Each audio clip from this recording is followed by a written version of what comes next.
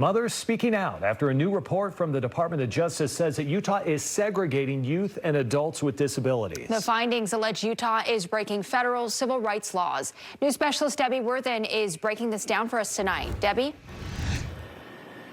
Hey, Mike and Ashley, the investigation that started back in March of 2021 alleges that the state of Utah is breaking the American Disabilities Act by not integrating people with disabilities into the community.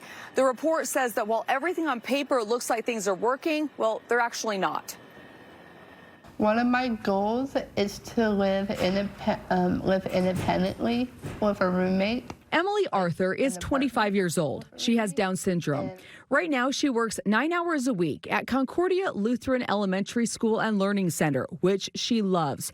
Her mom says that part-time job was no thanks to the state, and she says the Department of Justice report is long overdue. It's like nobody takes you seriously that she really wants a real job earning equal pay to somebody else doing that same job. Julie says she and her daughter have met with state-led programs but always hit dead ends.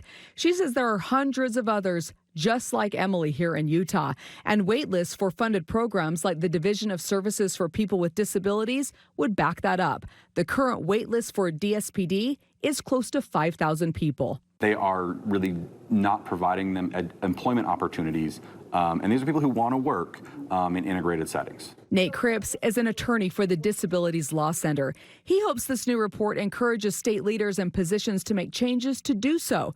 But he says if they don't fix the problems, the DOJ could sue. My hope would be that the state of Utah will engage meaningfully with the DOJ and work to find a solution to ensure that people with disabilities can be served and employed in integrated settings. The ADA and U.S. Supreme Court require local governments to make their services for people with disabilities available in the most integrated setting appropriate, like retail jobs, offices, or restaurants, for equal opportunity and pay, where they interact with people of all abilities. The state has not made it a priority, and they've shown through their lack of priority in funding that they don't value people with intellectual disabilities.